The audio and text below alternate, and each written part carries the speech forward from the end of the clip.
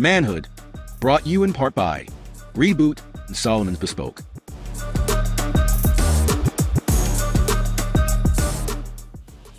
Welcome to Manhood, and once again, we have a big one. We have a big one. The topic today is misconceptions of men, not man, men. And there are many misconceptions out there, but today we want to be very specific. But before we go into it, I just want to clarify that manhood is all about is not just a safe space. And I know we've said it so many times, it's a safe space, but what it really is, it's a space for men to be seen. It's a space of validation, and it's a space of courage. And that's why we're very open and expressive here. And above all, the one thing that man always yearns is respect. And we aim to always respect not just the men here on this platform, but the men that we are speaking to. And we always aim to speak now on behalf of all men, because I think we've earned that after so many episodes and discussions with men. And today is no different. So misconceptions of men. To my right, Johanse IODK Behavior Change Consultant, Dinesh Rambali. Dinesh Rambali, Pundit, and a member of the Sanatan Dharma Mahasabha. And to his right, Niall McNish, producer, and his own terminology, provocateur, vibes God. So we want to get straight into it as we talk about misconceptions of men. And we're really happy to have you, Dinesh, because it really is going to give us an insight from your background, it's not just as an Indian man, of course, but a pundit, to really have that understanding. As we talk about misconceptions of men, we want to really get granular, because there's so many misconceptions all around. And I would know from my own background what people misconceive about, I don't know, a red man, for example. And Quintessential, as some may say. I don't know why you're smiling, because I have plenty to say, so right. I'm waiting till you finish. So one of the things we don't ever do on this show, and I know people have seen our banter back and forth, is it's not a space of judgment either. The only thing I may do from time to time is judge maybe Johanse's attire. But today he's looking dapper. So I'm proud of him. Yeah, we good to go. So Dinesh, misconceptions of men in general. What are some of the things, Trini man, Caribbean man, international man? Robert, let me start off. Gentlemen, thank you for this opportunity to be on the program. Getting into the topic is one thing, but I have to say that being on set is a pleasure. Looking on the other side of the screen, which I have been doing for some time, this is a very good program. So, Robert, I want to commend you. I want to commend your colleagues on this program. The last one I looked at, it was very vibrant. Skinny Fabulous, of course, concluding with going off on song and chorus, everything with it. So I think that it is a very good program. I think people need this kind of discussion, because sometimes you don't realize yourself as an individual. You may be stereotyping matters. You may be thinking things one way, but you're not seeing the other side of it. You're not understanding the perspectives that are, really intertwining with each other. So I think this is a really good program. So I leave that there. Thank you for, allowing me to be here. Will you be giving us a song at the end? Is that what you're saying? Is that what you're asking for? You can never tell, Robert. You can never tell. I mean, it's a, as I said, it's not just a safe space, but it's a space to be seen. But on my way here this morning, I'm thinking to myself, this is the middle of the dry season, but it's a rainy morning. So you can never tell if we should really avoid that song at the end, right? I like that. But misconception of men, I think it is a very, it is not controversial, it's a sensitive topic. But important nonetheless. And I really think that if we have to talk about misconceptions of men, I would start generally. I think that Trini men, they are not equated in terms of their capability of understanding, interacting with the other sex, right? Females. I think they are really underestimated in terms of what they bring forward.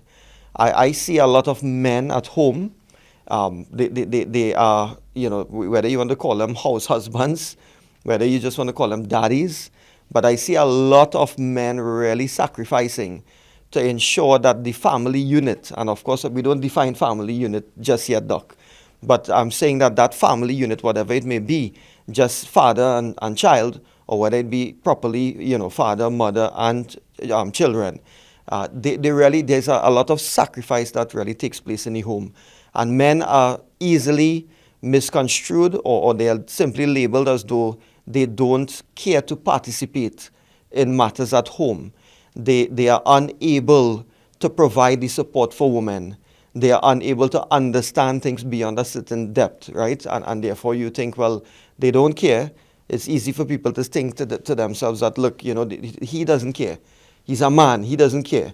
He's a man. He will not understand. He's a man. What do you expect?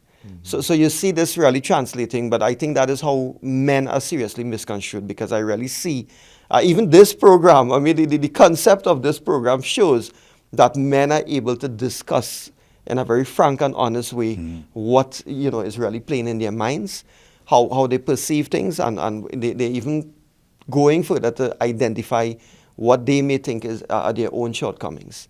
So I think that to start with, I would say that generally men, they are seriously misconstrued and underestimated. That is where I would want to start the discussion. So I'm happy that you've watched a couple episodes, so that you're feeling more confident sitting there, because you're saying that in the first segment, so we don't know what's to come in the second or third segment. But one thing is, you are right, Dinesh, is that we always maintain that level of respect. A true man and a real man always maintains that level of respect, and that respect doesn't just come from something that's learned. It's something that is understood. That one thing a man desires, a woman desires to know that she's enough and loved, and a man ultimately wants to be respected. And many times you find that men are disrespecting one another because they've not fully taken on the fact that if I must give what I expect, and I give the same levels that I expect. I expect myself, and I offer myself. So therefore, on this particular platform, we always aim to do that, to be real men, at least at this point, where we're respecting one another. Sometimes it's a lot harder than other times, because you might just want to throw this mic away and. Gotcha. But fundamentally, though, I think that same word respect, right? A lot of the times men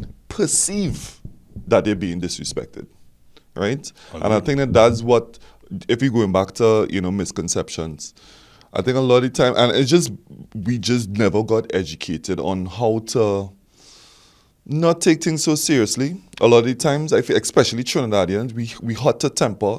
For men, I find we don't actually cater to our feminine side, which a lot of men would consider not being a real man. Oh, he too sensitive. Really, that's not a real man. Not cater to the sensitive man.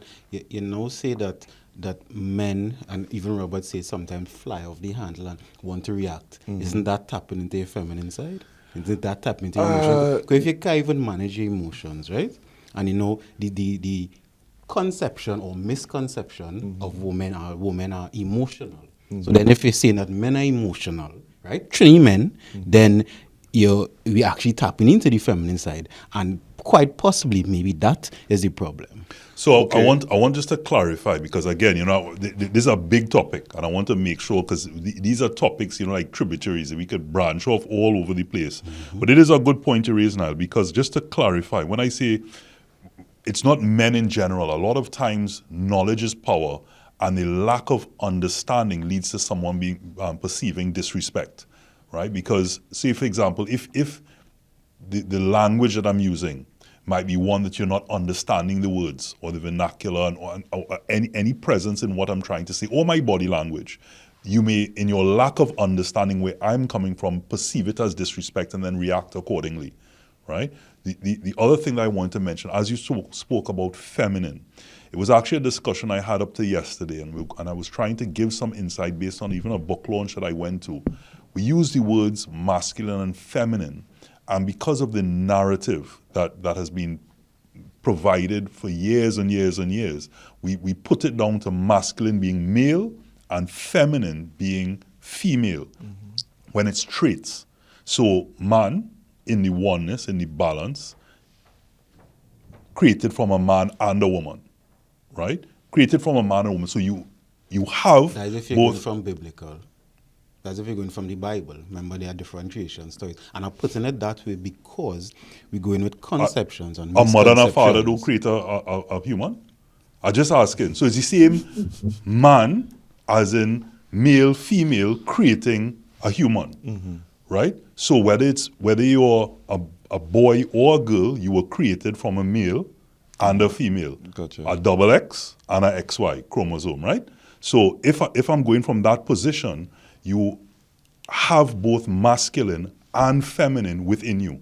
It is just a matter of masculine, the traits that would be Considered attributed masculine. and considered masculine have somehow, based on, we talk about maybe Homo sapien background of the hunter, and then you come to the nurturer, may come from a perspective that the masculine side of you is X, and the nurturing, softer, emotional side of you is now feminine. But because of a narrative that was painted and portrayed and discussed on many times, it seems as if somehow when we talk about the feminine side, we're talking about almost a weaker side of a man. Right. And that also triggers women, rightfully so, because it's not a weaker side, it's a side of you that is now being categorized by masculine or feminine. So I just wanted to make sure that we, in our discussion here today, it's a wider discussion, yes, but in our discussion here today about those misconceptions that it's not a weaker side or it's not a female side or that we're portraying, it's simply there are two sides to us. So then can we unpack the narrative that you said was built for us? So I would always say, being a Afro-Trini, right? My narrative may have been very different. That same narrative that you're talking about may be very different from how Danish was raised and brought up. And then again, now the labels of what a man is, we could have two different representations of what manhood means, especially in Trinidad and Tobago. Absolutely. So Dinesh, like, one of the reasons when we had our discussion, and we spoke about coming on the show, was that misconception or that, and what we want today is more clarity as to the misconceptions, not just of men, because we can have that general discussion, but misconceptions of an Indian man, misconceptions of a Hindu man, Yes. as we don't do, that we can delve, more into, maybe in this particular instance, one of a religious background because of Hinduism, what really it means and what it's been now misconceived to be, and so that's maybe something that we can certainly explore. I certainly appreciate that. I mean, moving away from, just men in general. If I am to really speak now, and I'm thinking of Hindu / East Indian. One is just a subset, I suppose you could say, right? One a subset of the other, but Hindu / East Indian man. To me, a misconception. I mean, in any society, we would say, and I suppose Doctor could, basically give us more details on this, right? But your identity, we would normally say, and we do believe this, that our culture is really our identity. And if you are to look at a reflection of what your image, sometimes you could turn to music, right? When you turn to music that emanates, or it goes along with the culture, this is what you would use to really identify people, and it shapes, it is an image that is presented of you. And this is something that I think is troubling, and it's a misconception, and as we get into the discussion, I'll say why. You have chutney music, you have chutney soca. Sometimes I think the chutney soca is more, to me personally, palatable than the chutney, right? Simplicity. And what is wrong with it is that what you see is that the lyrics, one, but two, the lyrics married with the videos, right, Robert? When you see the videos that go with these songs, right? Why is there wrong? Why is there something wrong with it? Why is it No, let's discuss it first, right? Why? So when you see these videos, right, and as I said, the lyrics and what accompanies the visual, you basically see everything about East Indian men, Hindu men, somehow hinged on a bottle of rum or a bottle of alcohol. Or everything about that video is just, it is inherent in it is that you drink, it's rum till I die, right? Everything has to be pinned to that, right? And I think it creates this perception that That's all East Indian men do with your pastime, right? All they know is nothing is wrong with going to the beach, going to the river, getting together as a group and saying, look, we'll have a couple beers and whatever. I might be a Hindu priest, so I will not participate in that aspect of it. Right. But certainly nothing is wrong with getting together with a group of men and we say, okay, we're going to have we're going to knock a few glasses, whatever it is. But in this particular case, it is the lyrics and the visual that goes with it. It's as though that's all they do morning, noon, and night. It's like I go, I clock in for work, but before my time, I clock out and I'm down in the rum shop. I'm heading up to the river. I'm only laughing because it's such a typical, it's The typical cliche is the word that you wanna use. cliche. Yes, it is. But it's a thank you. serious misconception, Robert. So, I mean, however we look at it, we could laugh at it and stuff, right? Because, I mean, some of these videos, you start off by smiling, right? When you look at the YouTube videos and stuff, you start smiling. But when you really get into the lyrics and you look at it in completion, right? The full span of the video, you said, no, this something has to be, it is really painting a picture which is not something that you would associate, with men and Hindu men. I don't think you could help that to know, because I think it is a level of emotional and even intellectual maturity. Because if I see a video portraying one race in one way, and I think as an individual, male or female, that is all this race is about, then there's a lower level, and I maybe sounding judgmental, but then your emotional intelligence not fully developed. Now, I know everybody's at different stages of emotional development, but what you're saying there, because the opposite to that, there's no way, maybe I could be wrong, but I think there's no way to fully portray the latitude of any culture or any one person. So if I was to say I want to make videos or documentaries or whatever on the East Indian male person, that could take forever because there are so many facets of it. So I think I understand the misconceptions and we go into dealing with it, but I think even those viewing, understanding that what you see, one thing you see, even though you see it all year long, I'll just give an example. Yes. Could no way reflect the latitude, the intricacies of the dynamics of any culture. Yeah, Here, where I feel that you're missing out, though, right? And I know that we have to go to a break soon, but remember that young people, when you spoke about emotional maturity, there have a lot of young people who still being programmed into the narrative that we spoke about, and it comes from, the generation above, right? So that emotional immaturity that is being consumed, I could see how the narrative of seeing this particular style of visuals with music could affect the younger generation. And that applies to the Afro Trinidad too, because we have some videos that I love the music, but if you really just look at the videos over and over, it sends a message that is not, and it could be misconstrued differently. But we will get more back to that after the break. This is Manhood.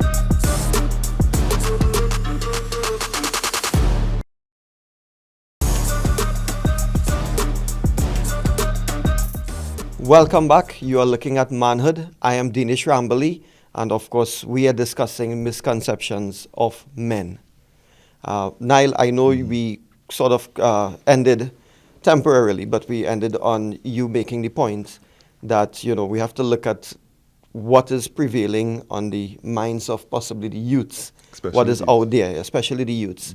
So, let's get the discussion, if you want to build on that a little. Sure. Well, I'll say, to just go back to the point, because you raise a very valid point in terms of having this narrative, right? I love the word narrative, as Robert used it, that has been being portrayed, and we're talking about misconceptions.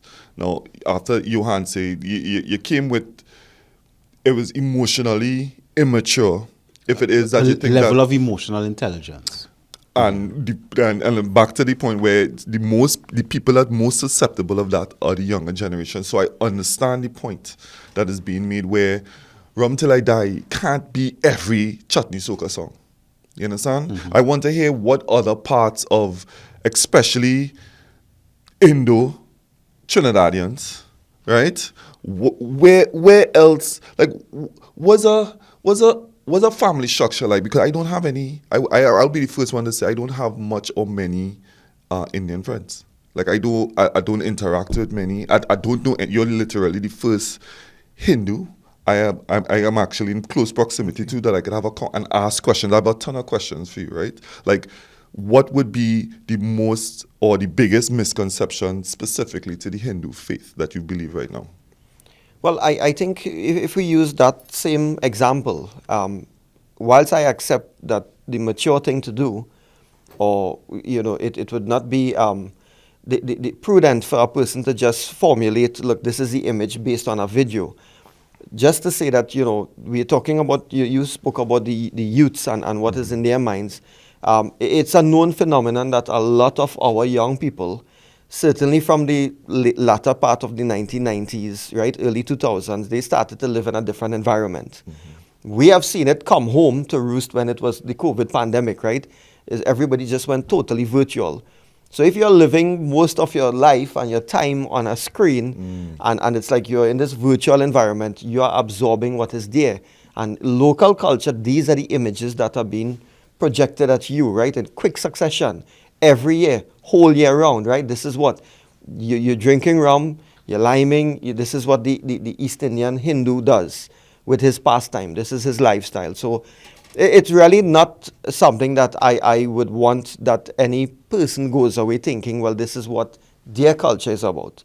Because to me, this is what they do. Also with that, when we talk about culture identity, they are also using as part of the chatti music the traditional instruments.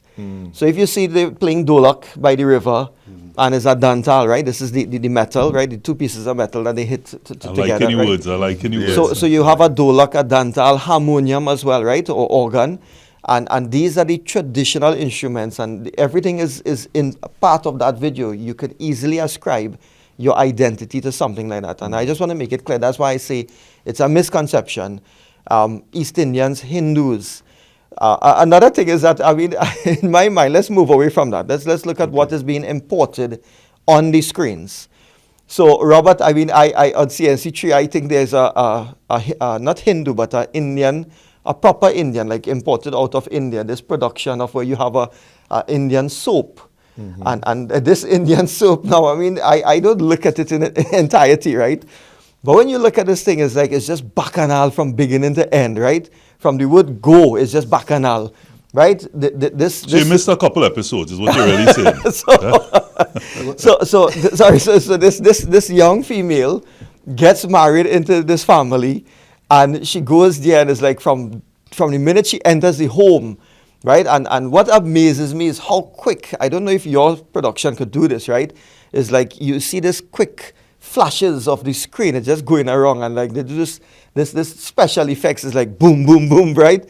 So from the time the daughter-in-law enters the home, it's like you see the mother-in-law watch the daughter-in-law, doom, doom, doom, right? It's like, hey, bacchanal, right? Yeah. It's like you can understand. Yeah, tricks. I know that's an Indian thing, but because it has soaps in every race, I think bacchanal like that is a soap opera thing, right?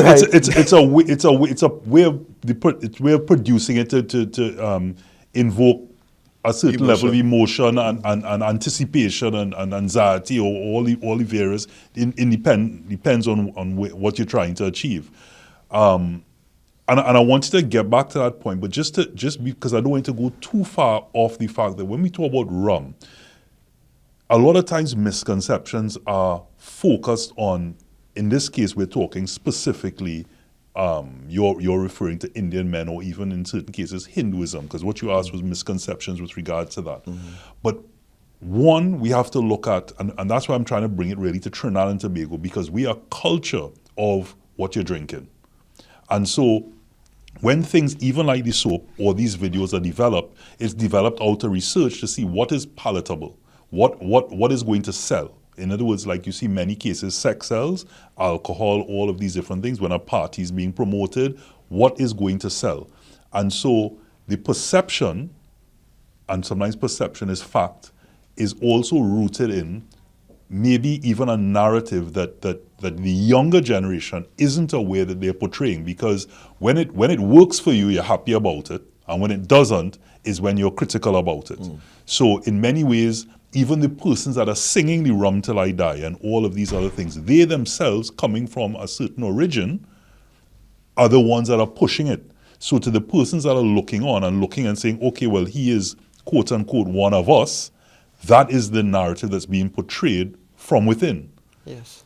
And so, however, even though that's what's being portrayed, it is all of us. As in, drinking is a culture, It's a whether it Trinidadian be, thing. is a Trinbagonian thing. You know, it's punching, some people drinking, you know, other people maybe consume a lot of wine, another person might consume a lot of champagne, or what's the other one, Prosecco. And it's just that rum, it just seems like the cool thing to do. It's like people love to say they smoke a weed. Rum, like, hey, we go into the rum and river. So what I would ask is, not only is it a Trinbagonian thing and not necessarily attributed to that as a misconception of sorts, but what would you, Dinesh, and not just from a religious background or in your capacity as a Hindu priest, because you of course would take a certain look or outlook or be disapproving of certain things, what would you say would be the Trinidadian Indian man that is a positive portrayal that should be out there? So Robert, those two examples, not rehashing it, one is like, this is your pastime. And the other one, you know, the example of the soaps is as though, well, in the home, inherent in that bacchanal between a mother-in-law and a daughter-in-law is as though the Hindu man is somehow a pipsqueak. He has no voice when it comes to his mother. He will not look after his wife. He will not put his wife first. He will not, you know, make sure that he secures something for his daughter or his son, his children. It's like this feeble, this recluse sometimes. He's not willing to be out there and somehow socializing with everyone in a way that is constructive in the society, whether it's a lime or whether it is part of being, you know, work professional, business-like. So this really and truly, when you look at the Hindu man, the positive outlook, which I think it is, and I'm convinced in my own mind and my experience, is what prevails in the society, is that you have Hindu men who, from a little child, they would imbibe teachings of scriptures. So you would see that they have role models like Lord Ram, right? Most people, Trinidadians, would know the Ramayana or know of it as an epic, right? But this is a scripture where you have till today archaeological remains of the events that, you know, have been codified in the Ramayana epic, right? So that scripture, I mean, Lord Ram is described as the ideal man, not just because of ideology, but how he taught man to live. So this is God, the highest form of God, coming and you know, incarnating as a man, to live as a man, to show Which is what? Which is what? What is the highest ideal of a man? So the highest ideals of man, how he should live, you know, whether it be a householder. So when Lord Ram came, it is broken up into stages. The first stage of life, he teaches it as what we say a brahmachari, which is the student life. So you would see that he showed how you should live as a child growing up and as a student. And then he goes into the householder life when he becomes married.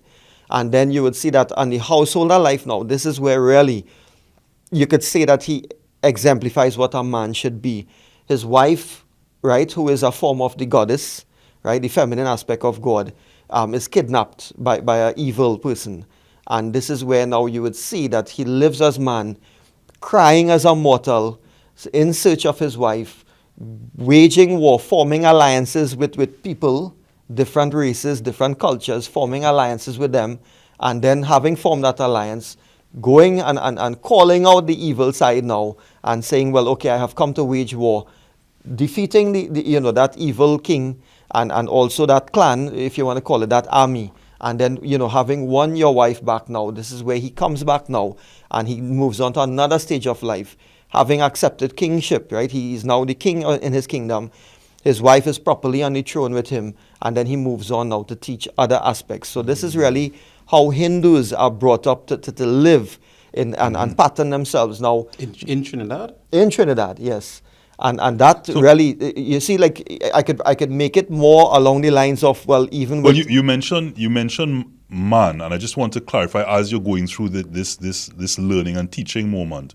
You know, as we talk about, is it Brahman, where Hinduism believes that man is the soul, yes, and the body and mind are instruments to seek experience, right? So help me understand the two that merge in terms of a conception of what man is and how that then comes across to, because man is both men and women, and man, and as you said about the ideal man. I just want the clarification of those two.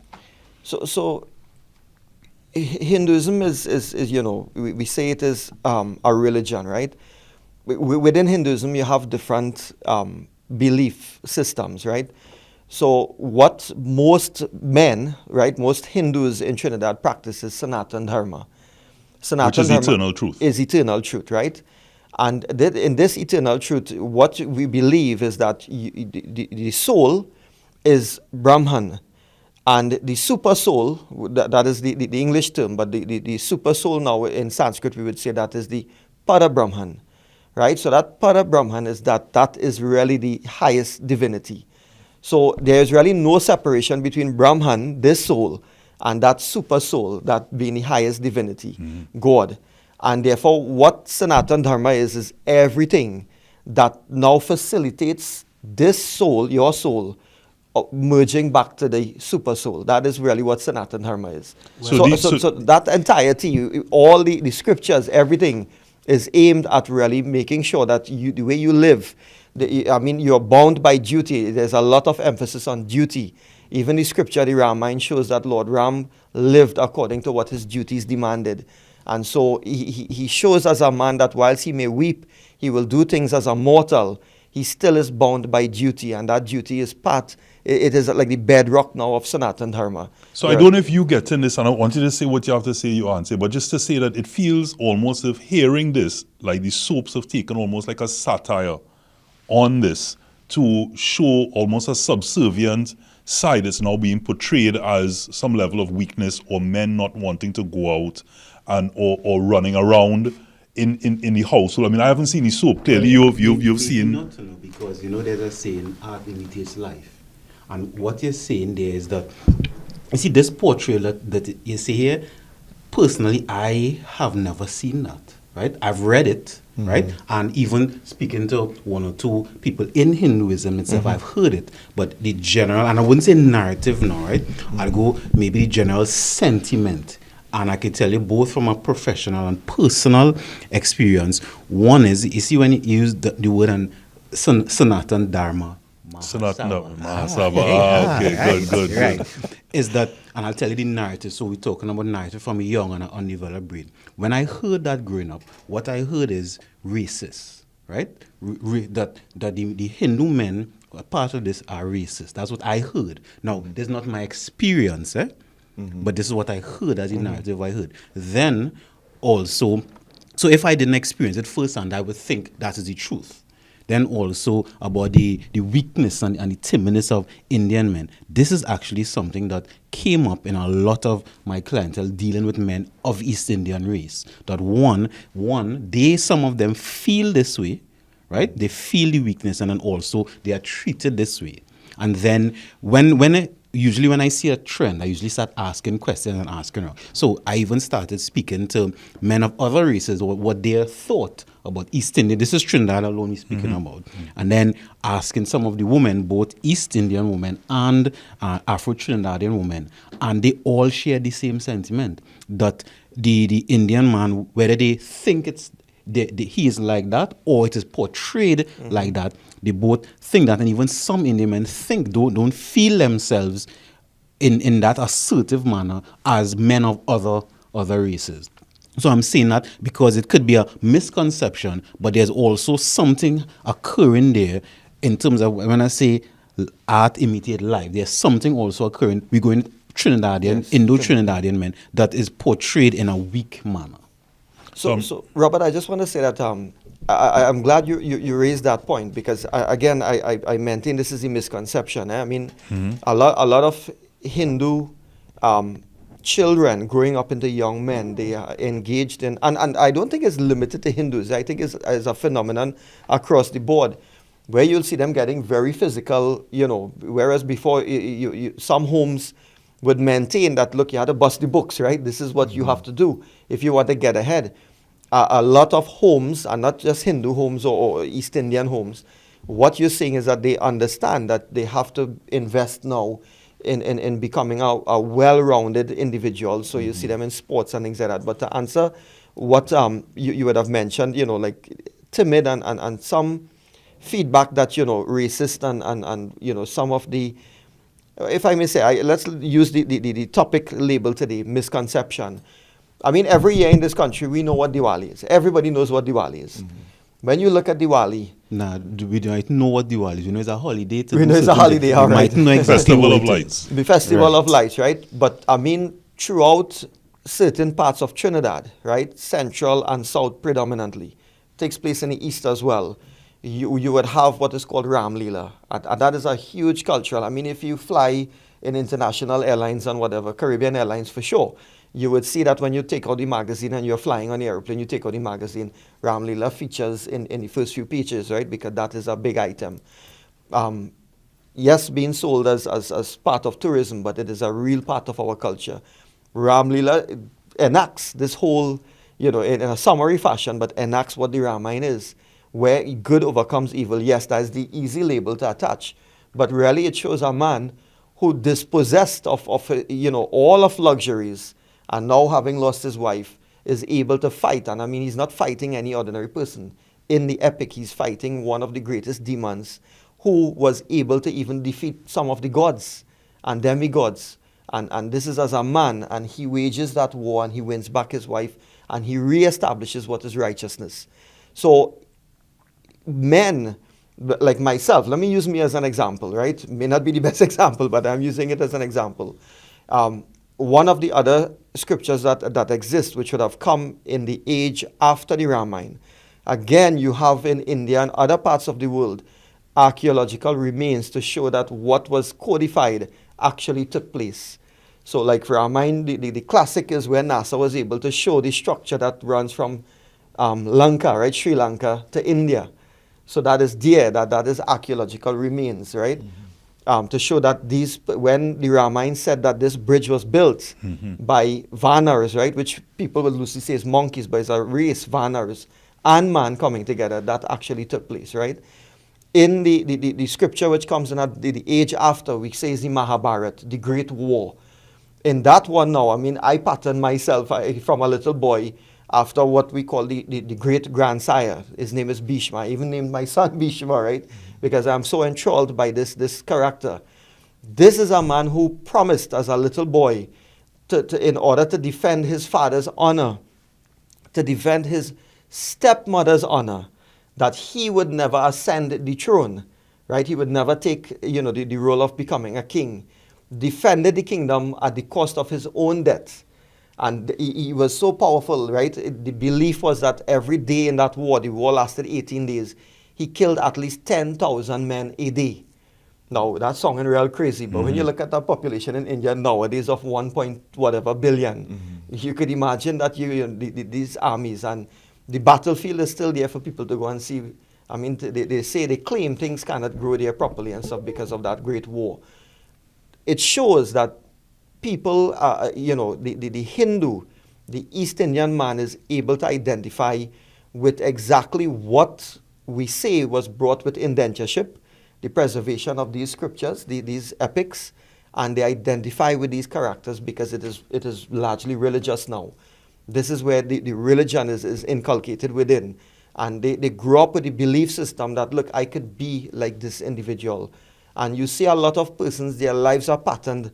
And I think, not only Hindus, I think you still have men as a whole who, whether they pattern their lives after Jesus or one of the prophets or, all of these things, even Muslims, right?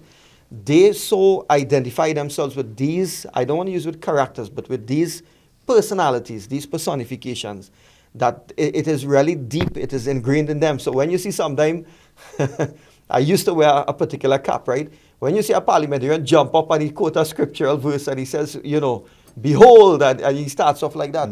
He's digging really deep down because this is his belief. This is belief. And that's why I think the misconception comes with particularly Hindus, that they have such a large, it's a treasure of scriptural references. And it's not just a compilement of allegories. This is real things that they believe. This is their belief system, and this is really their strength. So that's why I say I start off with one example being like an outdoor pastime which seems to dominate, on the airwaves, right? And the other one being within the home. This rum, Dinesh, this rum that we keep coming back to talk to. Now we got to go to a break, but you mentioned things like indentureship and people beliefs, and I'm glad you didn't go down a political road, because that's one thing that we always want to make sure that we keep in the show. We know that one thing with Trinidad and Tobago is a lot of times, and it probably is in its own renditions and manifestations and environments all over the world. Everyone has their version of tribal politics, right? But it's really important that we remember above all that this is our rock, and we're Trinbagonian no matter color, creed, race, or belief or class. So we take a break with that one, and when we come back, of course, we'll do more of a Q&A with Niall McNish.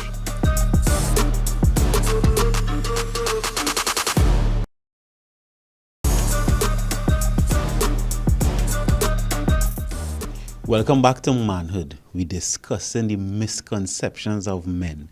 And I'm really happy to have Dinesh here today to bring a different diversity, because it is very interesting. Every time we have this and we ask, what is a man? We get different definitions, different reactions. And even for me, and I don't know if I could speak for everybody else too, so every time we redefine what is a man. And when we talk about misconceptions, I know sometimes, and especially, and I will boldly say this, is that I think East Indian male relations between Afro-Trinidadian male relations in Trinidad and Tobago sometimes have the misconception that it can't work this way, or it don't happen as common as it does. But one of my real good friends, right, and that I grew up with is East Indian, and I've seen it that way because I appreciate just learning. And we're going into a segment now where I know Niall have a lot of questions in terms of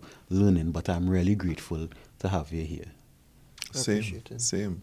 And well, again, I know that they put money spot in the fact that I had a lot of questions. I told them I had a lot of questions. I have questions, so if you lack the reason why I'm putting it to Niall is because, I mean, he is titled a provocateur, and we want to make sure that there are persons probably looking on at this episode right now, or screaming at the screen, ask him about this now, and coming from a position of, one, some people want enlightenment, some people generally want to get that knowledge, and the topic is misconceptions of men. But there's certain people that are still in a position and a place of judgment, and are asking the question to see, hey, how do you respond? Because, and I use the word men, but a real man doesn't want to see somebody fall. A rising tide raises all ships. And that's what we're intending here to do. So, but in order to still answer those questions that they may have from whatever position they are, and I use it when it's coming from a negative position, it's a position of smallness. So you've not been enlightened as yet. And I'm hoping that through Niall's questions and questions that we all may have, and your insight, not just as Dinesh Rambali, as a man, but also as a pundit and a member of the Sanatan Dharma Mahasabha, that you can enlighten us to, when you know better, you do better, and you are better.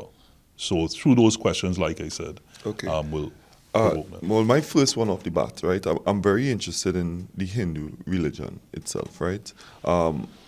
Can anyone join your religion? The same way I could become or be baptized as a Catholic tomorrow. Can I just choose to become a Hindu? Yeah, anyone can be a Hindu. You see, Sanatan Dharma, as I said earlier, is one, we say religion, but this is really a way of life, right? And it is open to anyone. And again, Sanatan Dharma is everything you can possibly conceive and much more, that is aimed at this soul merging and becoming one with the highest divinity. I mean, some religions would say, show me the light. right? That's what they're in search of. I mean, this is what it is. You really want to merge back with God.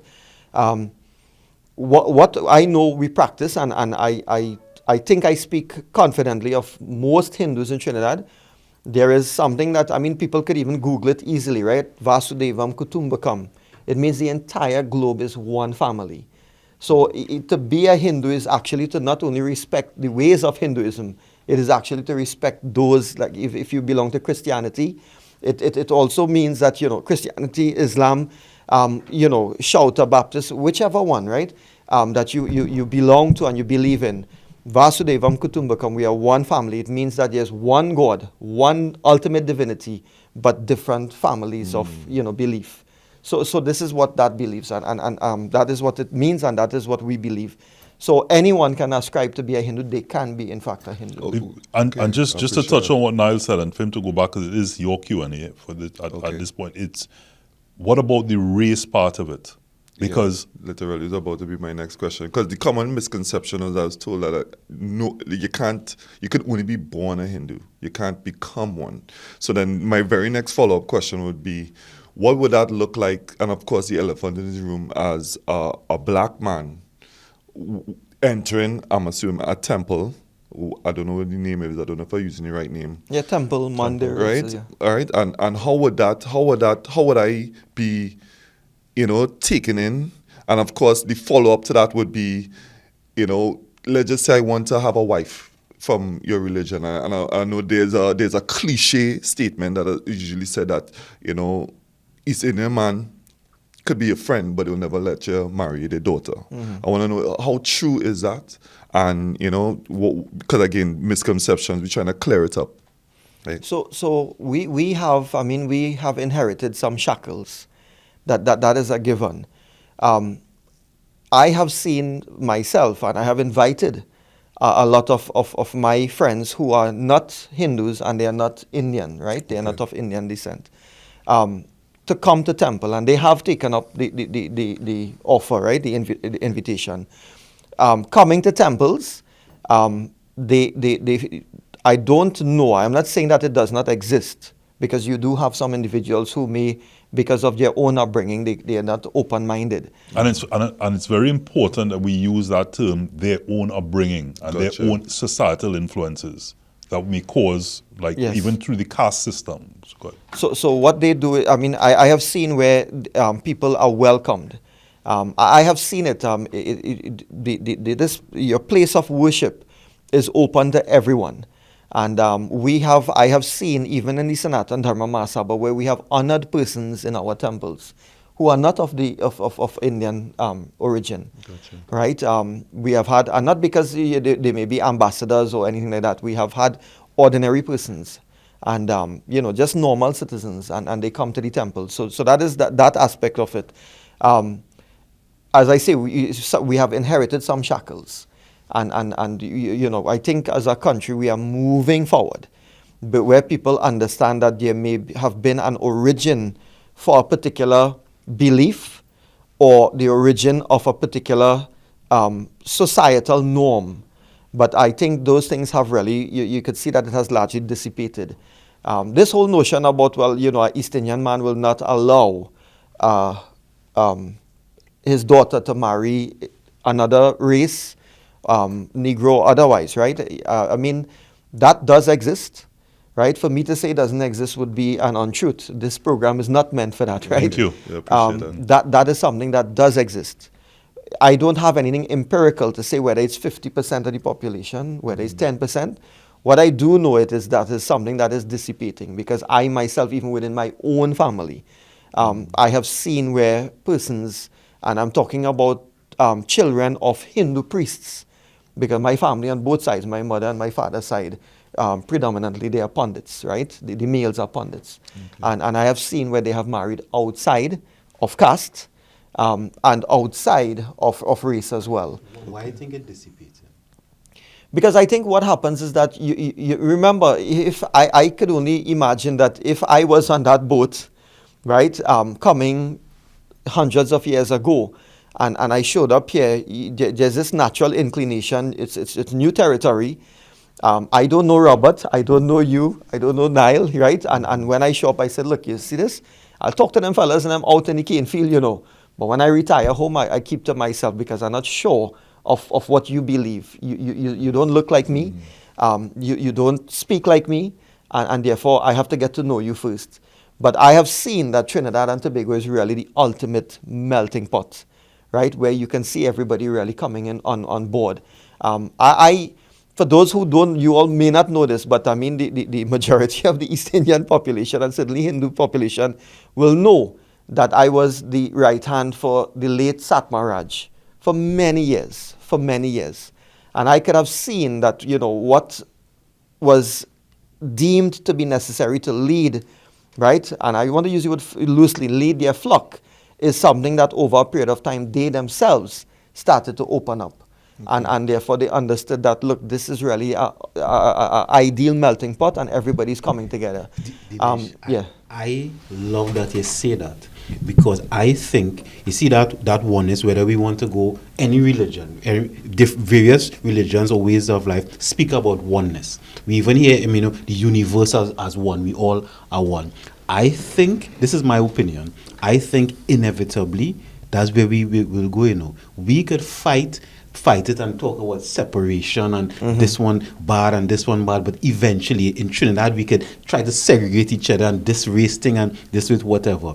But eventually we have no choice but to be one, you know, because it is inevitable, because life and Trinidad, and I like that you say it and we know it, Trinidad itself is an example of the beauty of everything mixing and becoming one, and none of the separation. So once you say it, what you said there, I'm real happy, because even though we highlighting the misconceptions, and notice when I highlight about the racism, remember I said I never experienced it. Okay. I hear it all the time, but I've never experienced it, because I think speaking about the misconceptions is powerful, because instead of having the elephant in the room, as you said, we just get this thing out of the way now, so that we could get down to understanding each other as individuals, understanding each other as men, and then let me just move forward. So you can continue the question. I want to go into, because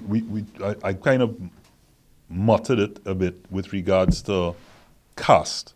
So caste, where it derives from, is based on certain surnames. Surnames may mean certain things, whether it be a blacksmith, whether it be somebody in royalty.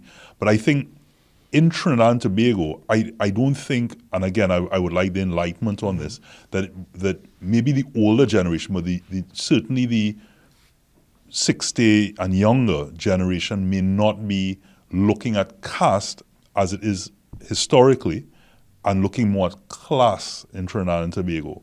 And that's how it may, in terms of someone, a parent may look at someone else asking themselves, what class are you from? Like, are you a... I agree, because I have experienced that personally, even from young, coming up, in terms of interacting and even observing.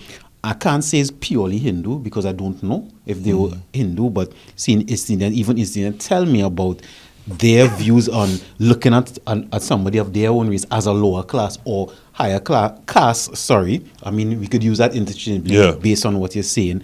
And even me, curious, even asking, well, how would you know now, right? And sometimes not even getting specific answers versus just a kind of sentiment or even a misconception. So that's something, maybe even if we could address that understanding even amongst East Indian men or East Indian or Hindus in the country, relating to each other based on their view of each other as a higher or lower caste. So if I was to take if I was to measure, right, we putting a point system, how controversial race is, right? Racism, and it should not be controversial. It just should not exist. We accept that.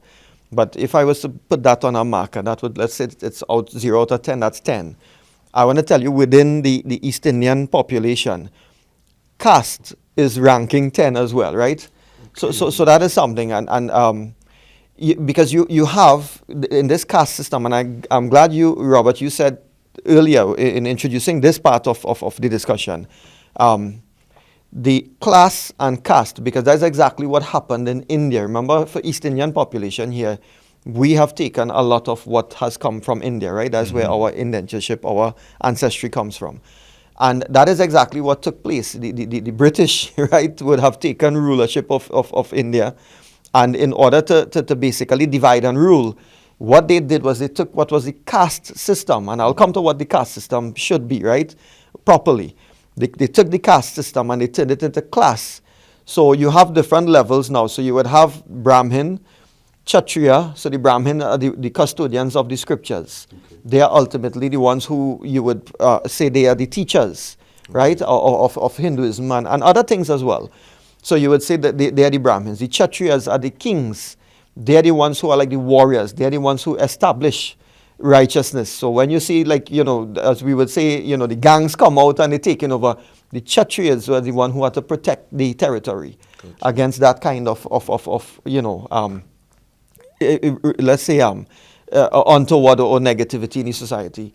And then you have Shudras, you have Vaishyas, you have whatever. They're like, sometimes when you look at the English translation of what these words mean in a Sanskrit dictionary, you would see servant, sometimes you would see they put tradesman, right, merchant, things like that. So you have business class, all of these things, right? I think what has happened is that it has totally been confused, because that is what man is good at. Not really saying men, right? But man is good at doing that. Confusing things, right? So man, not just men, man. Man, right? Man and woman, right? Maybe if I get help, I know you maybe conflict might be because sometimes based on where you are or who are the holders of the knowledge, they shape it to be whatever they want. And I think maybe some of those people is what caused the misconception, because before, as you said, the rum songs, right? But you're using traditional, and I don't want to say religious because I don't know if that is correct, but traditional Indian or Hindu instruments, but using it now with the rum, right? Now, I can't tell them if that's right or wrong for them to do, but because it was done that way, it is now conflated or maybe even confused into being part of the culture. Yes. Yeah. And you're right. I'm saying that, this caste and class has now been, and that's a good way of looking at it, right? And putting it conflated. It has been done over centuries. So it is going to take some time for people to really disabuse themselves of it. I could easily be accused, right? Because I come from a Pandit family. That, well, he's one to talk. Why he talking? He's a Brahmin, right? He professes to be a Brahmin, whatever it is. But Gandhi had actually dealt with this, Mahatma Gandhi. And he said that what people are confusing in India at the time, he was saying that this whole system of caste was meant to define duties. It didn't mean that if you belonged, right, in the societal structure, that you belonged to one caste, that you couldn't do something that the other was doing. It didn't mean that. Okay. It didn't mean that one was superior to the other. It actually defined duties. But human nature, Dinesh, like if I supported Manchester United, as everybody know I do, like it or lump it, if somebody else comes and we in a room and somebody's a Manchester United supporter, we're gonna go against whether it be in jest or in anger or in aggression, depends on the score. You tend to always go to team, and naturally people want to be part of a quote unquote gang and feel part of something. So by putting that out there, I think in the whole element of peace, the foresight at that point might have been that setting it up for but I don't want to go into that because again this is a longer conversation. I don't want to be accused of saying anything against anyone in particular, but we don't have much time. This is a very profound and very enlightening episode, certainly, and I want to make sure, Niall, with certain questions that I'm sure persons want to get answered. Well, just for the sake of time, the last question I found was big. What I wanted to ask is about child marriage, right? And you mentioned Mr. Maraj, right? And I remember I'll use the word scandal for the lack of a better word, when he was very adamant about, I can't remember, just before he passed, about wanting to reinstate or have child marriages at a particular age. I believe it was 13 at the time. So- And I no, to me, who Yes. don't understand or who don't, I would call myself a modern Western person. So that sounds very strange to me, right? So I don't know what would be the misconceptions or his beliefs or thoughts on that topic. What I mean, I'm speaking from my own knowledge of that particular topic, right? So the law now is 18 and over, right? You can't marry below 18. That I'm talking about Trinidad. In America, certain states, I don't know if they have become universal in that law, that all states abide by it, but certainly up to a few years ago, they did not. You could have had under 18 being married and things like that. The law for, and I'm speaking for Hindus, I think actually for other faiths, the age was actually lower. Okay. So I don't want to misquote, but I think that whereas in the Hindu laws, but insofar as it pertains to Hindu marriages. In Trinidad or universal? No, in Trinidad. In Trinidad. It used to be where the male, you had to be 16 and over. So it was less than 18, but you had to be, for the male, 16 and over. And in the case of the female, you had to be 14 and over, with parental consent. So it couldn't be I use the word underage. It couldn't be a less than 18-year-old boy and a less than 18-year-old girl on their own getting together and getting married under law. Okay. It had to be with parental consent. Again, the girl, you have to be 14 and above. The boy, you have to be 16 and above. The law now is 18, full stop. Doesn't need parental consent. Trinidad In or Trinidad. In Trinidad. Globally, okay. No, in Trinidad. The move globally is to get everybody at that 18. So what is it globally? What is it in India, say, for example? I think India has gone 18, but again, there's so many states. I know it was like a United Nations thrust that you would go 18 being the minimum Okay. age. And there's benefit. We know the wisdom in that, right? And it's accepted by the Hindu It is religion. accepted, yes. Now, because the law was constructed the way it was, I recall, I just don't recall the name of the book now, but it was Michael Anthony who codified that in the days of the early indentureship, the average lifespan of the male was 33 or 31 or something like that, right? So I think at those early days, you could imagine that if your full span as a man, right, your mortal span is 33, when are you going to kick off, rearing children and all of these things? And your lifestyle is the key and feel, right? That's all you know. Woman, I think, was a little bit more than the male. So I will tell you, I think what Mr. Miraj's position was that don't just get rid of the law. Inform it with some kind of empirical evidence that you could show that, look, we should make the change, because his concern was that as it stands now, the parental consent is a check and balance. So it wasn't a case of where we are promoting child marriages. It was a case of, and he used the example of, suppose it's by accident. Don't deprive the two families of having the ability of coming together and saying, listen, you are at a young age as a boy, boy, and the female, you're at a young age. Finish your education. The two parental supports, the two families will come on board and they will support this within the structure of a marriage. Not out of marriage. Now, I could tell you, I think his main concern was that there was a broad brush. And if you know the individual, he didn't want no broad brushing of the Hindu community.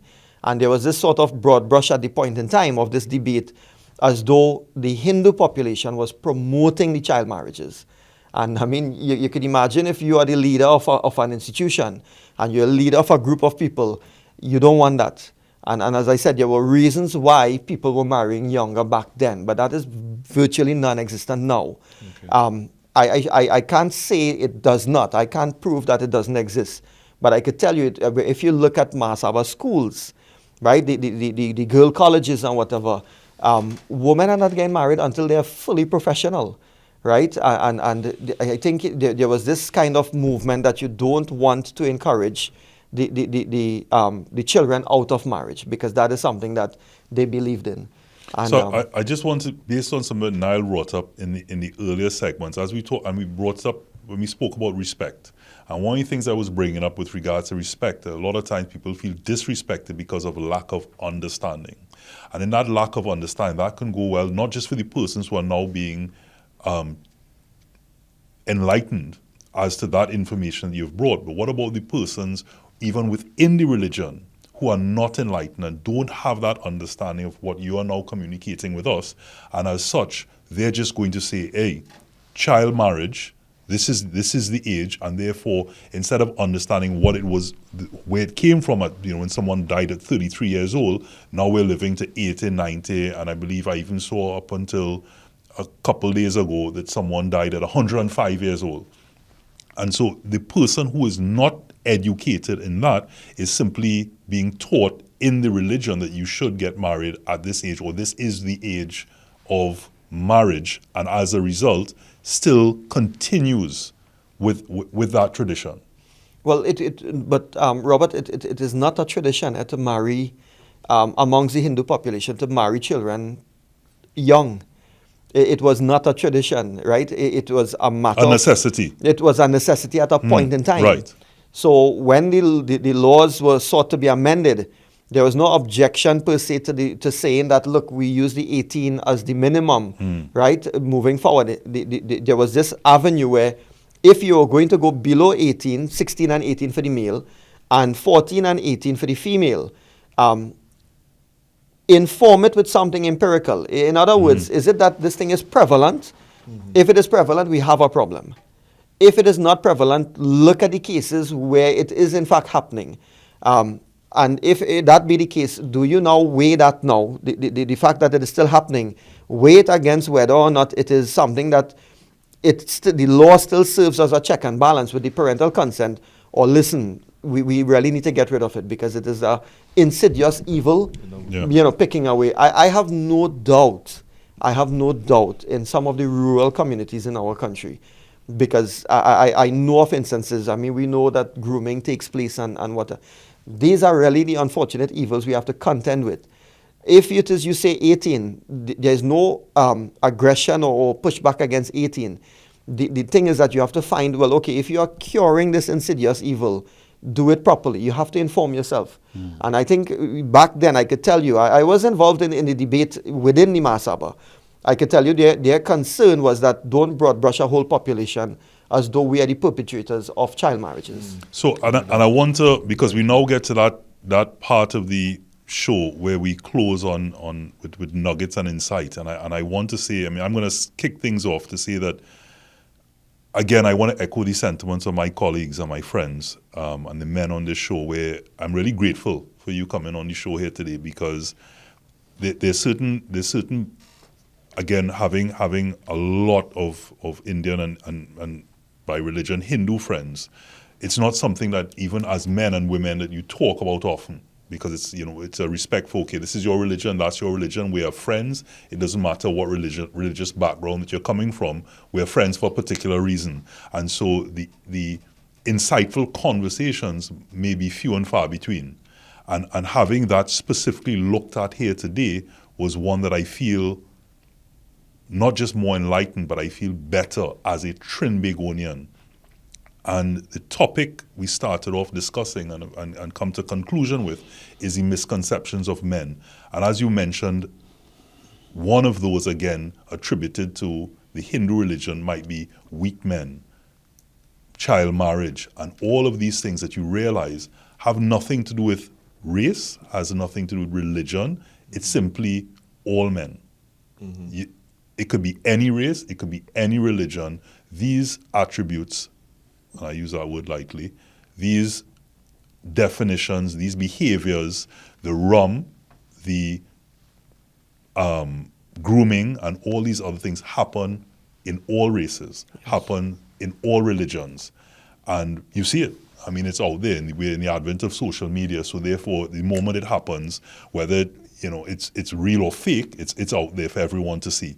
So I appreciate that not only the background as to how it may have come about through the Hindu religion, but also for us to now get an awareness that, hey, it's not just this particular religion or race, it's everyone. in the positive and the negative. So I appreciate that, Dinesh. And my one message, apart from that enlightenment, that clarification, that wow moment in a very real and profound way, is simply to realize that this is our rock. Trinidad and Tobago is ours, and it's only ours. We are unique people in more ways than one, not just being one of the sexiest countries and of course the best accent in the world, one that not many can replicate, or if any at all. Many have tried, but few have succeeded. But to say that it doesn't matter color, creed, or race, we are one. Twofold. One is that I encourage men out there that when we grow up, we have one conception of something, and to be open to new concepts, whether it is of masculinity, of race, of religion, whatever it is, because I think for us to navigate life healthily, we should be open to other concepts. And then two is that no matter what someone's misconception of you are, if you have and you're solid in the conception of yourself, that's the most important thing, because you can't stop people from misinterpreting you, from misunderstanding you. That's something that may happen with you for the rest of your life. But once you have a concept of yourself that you could hold on to, I think as a man, that's one of the most important things. I think we have seen it said time and again, you be the change that you want to see in society. Robert, I just want to end on a positive note, that this is something that I have seen for myself, and it transcends religion, class, ethnicity. I have seen that, and I'm also a lawyer by profession, so I have seen, like, even in the most bitter moments where you have, men and women going through a divorce, you see people fighting and whatever, there's something that men hold on to. And I'm not saying it's limited to men. Women also do it. But to me, the positive in this is that you could see even in the most bitter moments, they say, but I want to ensure that our child is well taken care of. I want to ensure that my son is properly accommodated in school and whatever, my daughter. So it shows that the positive in society is that we all understand that we need to act and do things in a way that we are leaving something as a platform for those to come. And to me, that is one of our greatest strengths that I have been seeing, that despite everything, the war, the fights, the quarrel, the antagonism, whether it be on an individual level, community level, and even political level, to me, this is where we have to understand. I have seen that in Trinidad and Tobago. I think it's our greatest strength, that we know that we want to leave a better platform than that which we met. So I will end with that. Okay, and for me, just to reiterate everything, it's a pleasure being able to ask you questions. And for those of you who don't have someone close to you to ask questions, to just to get more clarity, do some more research, and just know that some of the narratives and perceptions that you've had was given to you, and not necessarily what you actually believe about a situation and people. So that's mine. So this is Manhood. Dinesh, you leading us off with a song? We get enough rain this We had morning. rain this morning, Robert. No. I feel I We should had brave rain, to do that one. so no song. Maybe the next time. So this has been Manhood, Misconceptions of Men. Manhood, brought you in part by Reboot and Solomon's Bespoke.